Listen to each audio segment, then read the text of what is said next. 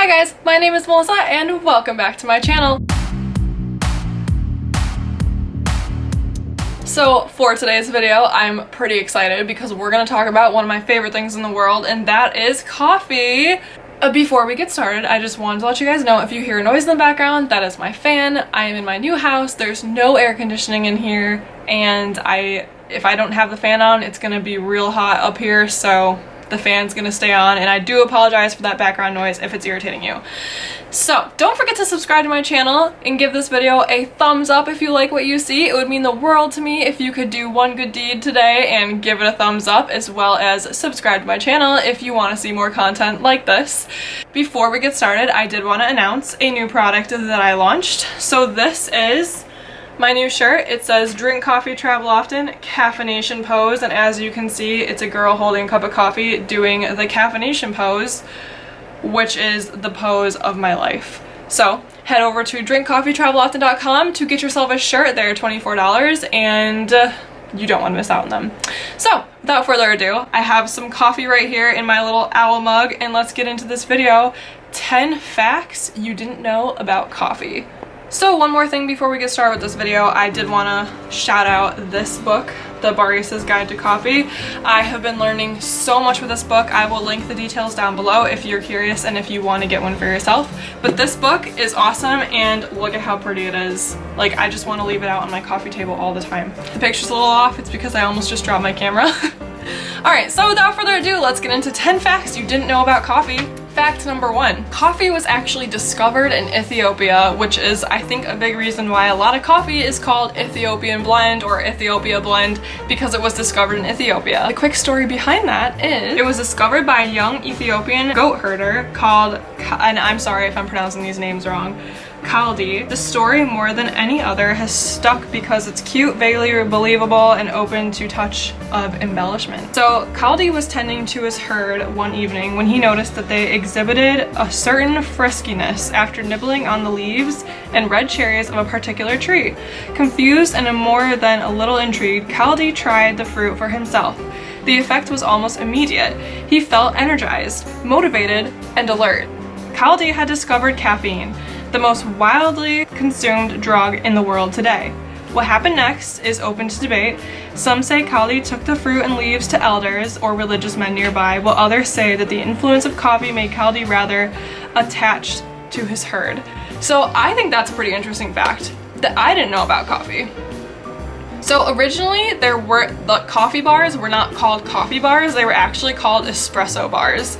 And espresso bars originated in the 1950s. And when they first came about, people thought they were a little bit strange, and most people that visited them were only there for about a minute or two, because they were only there long enough to get their coffee, pay for it, drink it, and leave. And it wasn't actually coffee, it was just espresso. So the original espresso bars were not like coffee bars today where people go sit and chat. It was a very quick thing. Fact number 3. Coffee grows on trees. And I feel like a lot of us might have known that, but it needs to be said. And all of the coffee trees belong to a family of flowering plants, which I will pop a picture on the screen right here. Fact number 4. Inside the coffee fruit or cherry are the flat-sided kernels or seeds that are commonly known as beans, hence coffee bean. Okay, fact number 5, roasting coffee beans. So there is a 3-step procedure to this. First, the beans are loaded into the roaster, where the coffee beans dry as water migrates from inside the bean to the surface. This stage is not particularly impactful from a visual standpoint, but it is detectable through a grassy, warm hay aroma that the steam gives off. Stage 2, the proper roasting, where complex caramelization and browning reactions that give us the familiar coffee flavor.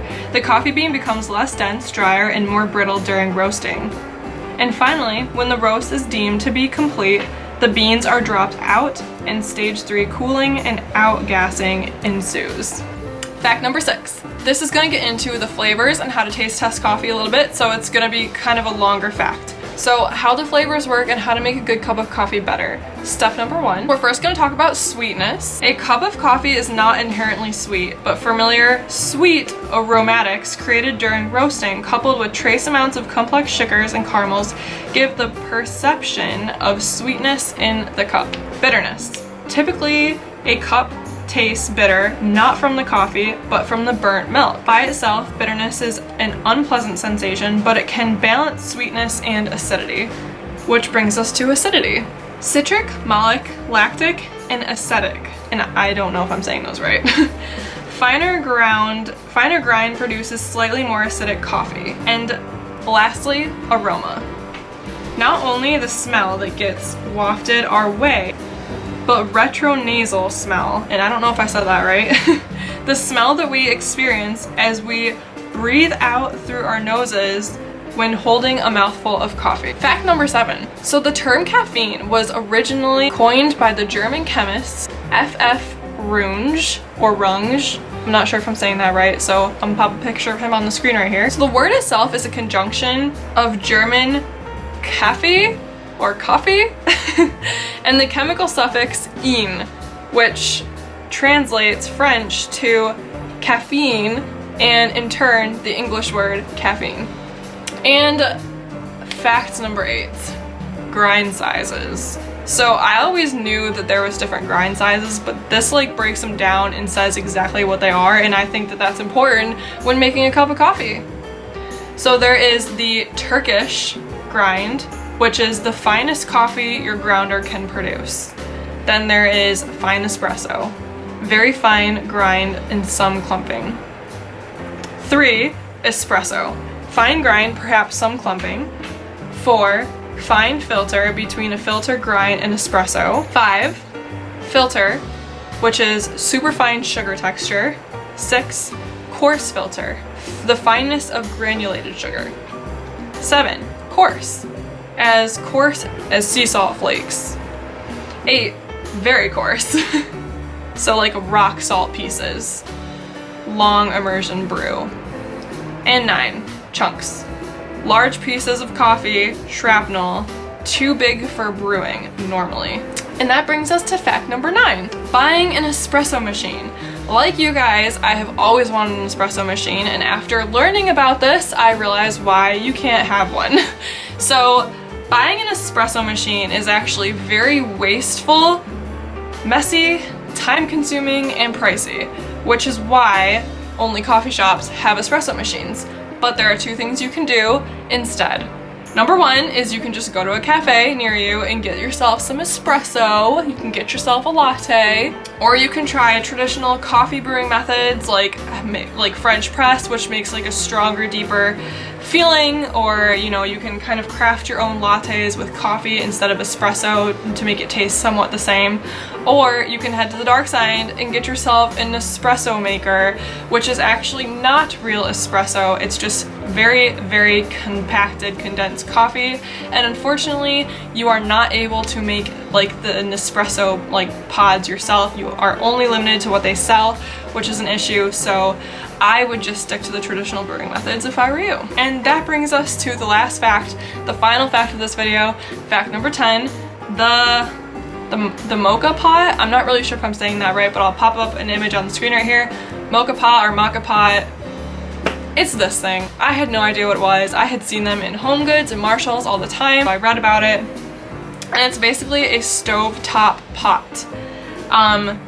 And they're highly susceptible to over-extraction of the coffee bean, leaving your coffee tasting very bitter, which not a lot of people like. So the maca pot gets a pretty bad name because people associate it with like gross coffee, but it's very difficult because based on the size pot you have to have the proper size like heating system. So the bigger the pot, the longer the brew time, and a lot of people are not patient enough to wait for the brew time. So really, in my opinion, the maca pot is not worth the hassle, and this is the first time I ever read about it and the last time I will ever pretend like I want one in the store. So with all that being said, I hope you guys enjoyed this video. So if you like this video and you want to know 10 more facts that you didn't know about coffee, I have a whole book ready with facts to share with you guys. Comment down below if you guys want to see another video like this, or if you want to see a video about traveling and 10 facts about traveling. That is pretty much all for this video. I will see you guys next video. Drink coffee, travel often. I love you. Bye!